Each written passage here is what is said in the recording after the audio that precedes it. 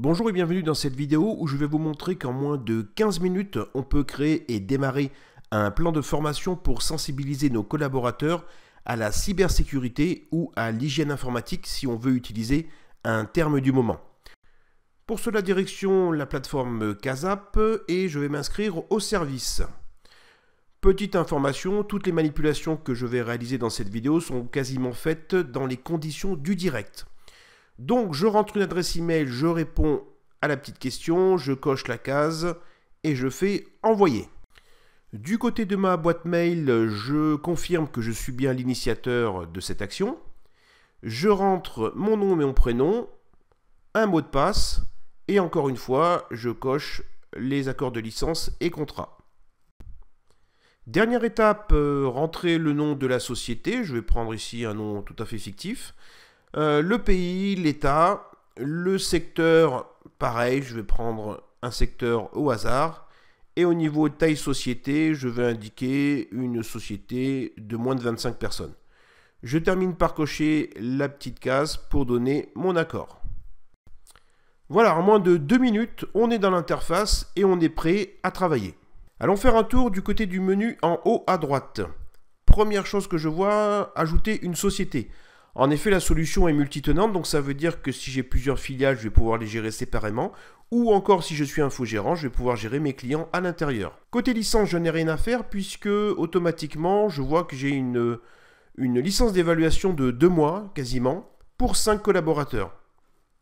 Donc de quoi largement tester la solution. Le menu administrateur, comme son nom l'indique, me permet de rajouter des collaborateurs qui pourront peut-être m'aider à gérer la solution. Côté préférences personnelles, rien de spécial, ça me permet juste de décider quand est-ce que je souhaite recevoir le rapport. Ici, je vais laisser une fois par semaine le lundi matin, c'est très bien. Et rien de plus au niveau de ce menu. Jetons un œil du côté des paramètres de la société où on va trouver quelques options intéressantes. La première, bien sûr, va consister à rajouter votre logo. Ce que je vais faire ici en quelques secondes. Voilà qui est fait. Ensuite, on trouve deux options très intéressantes. La première, au niveau des paramètres de la formation, est est-ce que je souhaite ou pas envoyer régulièrement et automatiquement à mes collaborateurs du faux phishing. Donc il est possible de désactiver cette option.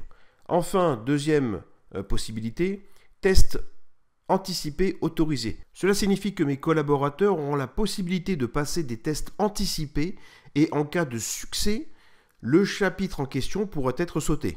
Ici, vous voyez la possibilité de rajouter des champs personnalisés pendant l'importation, ce que nous allons voir dans quelques instants.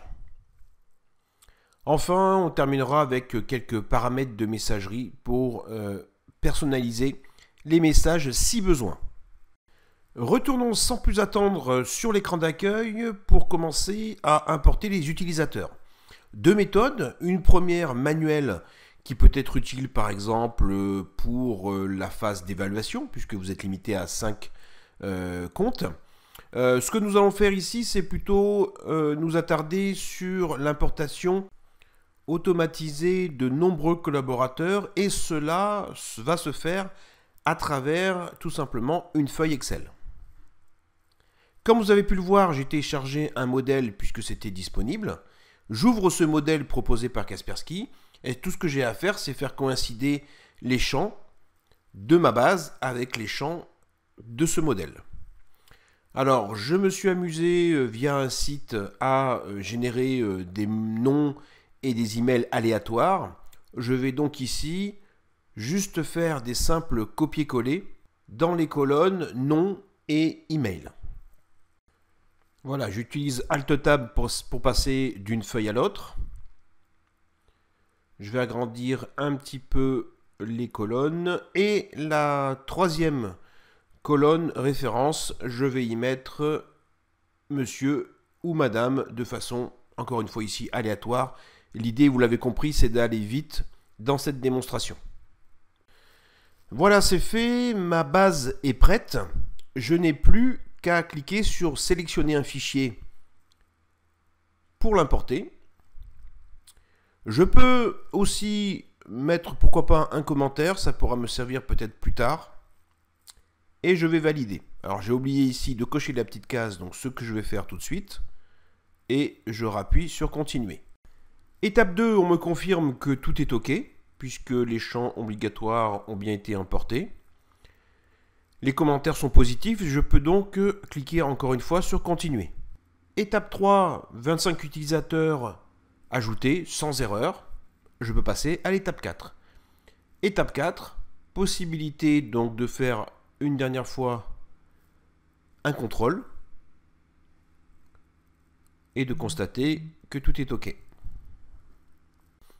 Donc en moins de 5 minutes, nous avons importé une base de collaborateurs très facilement et nous allons pouvoir passer maintenant ou plutôt au plan de formation.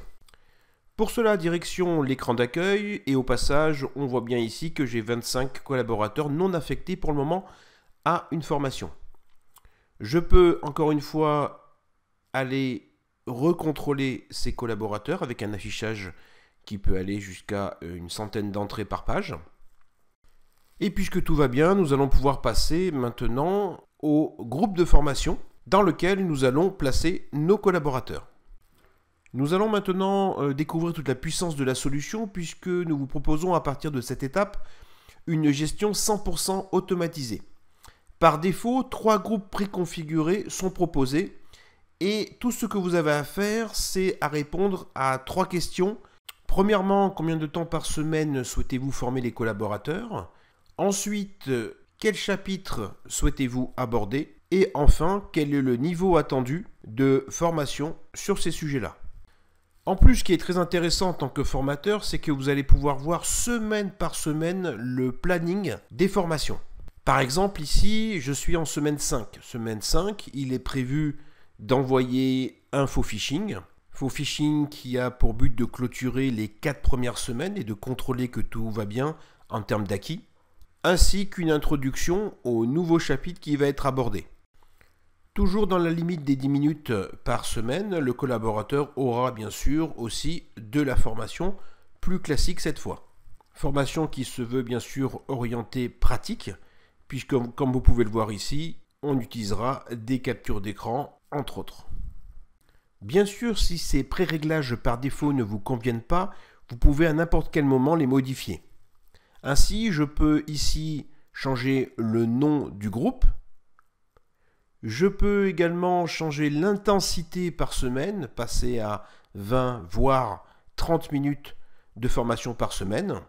Et vous allez voir que cela aura bien sûr une incidence immédiate par rapport à la durée de la formation, puisque nous passons maintenant à quasiment moins de 3 mois de formation. Je peux également décocher certains chapitres si je ne souhaite pas les aborder. Et là, bien sûr, dynamiquement, ça aura aussi un niveau puisque je suis à moins de 2 mois ici de formation.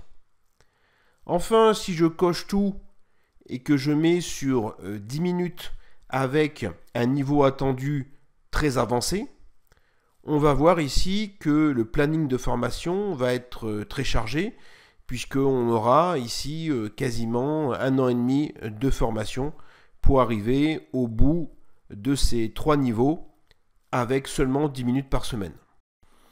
Alors il est vrai qu'en général on vous conseille les réglages par défaut pour commencer, c'est-à-dire 10 minutes, tous les modules et un niveau attendu débutant. Du côté de la section contenu, on va retrouver à peu près ce qu'on a vu à l'instant, mais présenté différemment. Ça peut être utile par exemple pour quelqu'un des ressources humaines qui veut un petit peu parcourir les plans de formation. Et maintenant, il ne nous reste qu'une seule chose à faire, décider des collaborateurs qui vont se lancer dans mon premier groupe, le groupe que j'ai appelé débutant. C'est toujours aussi simple, je vais cocher 5 personnes, je vais aller dans le menu Action et je vais dire que je déplace ces 5 personnes dans le groupe qui s'appelle débutant. Je valide, on précise bien sûr que les 5 licences vont être utilisées. Je confirme. Et c'est terminé. Dans la section groupe de formation, je vais constater que mes 5 utilisateurs sont bien présents. Pour le moment, ils sont en non affecté. Mais je vais tout de suite donner une date pour commencer la formation. Mettons que la formation commence ce lundi. Donc je choisis le début de la formation dans le calendrier et j'appuie sur commencer. À partir de là, c'est terminé, vous n'avez plus rien à faire. Alors quelle est la conclusion de cette vidéo? Tout simplement, en moins de 15 minutes, nous avons importé l'ensemble du personnel de notre entreprise, nous avons choisi un plan de formation automatisé et nous avons démarré la sensibilisation à la sécurité informatique. Dans le prochain épisode, nous verrons les outils de monitoring et de suivi de progression. Je vous dis donc merci et à bientôt.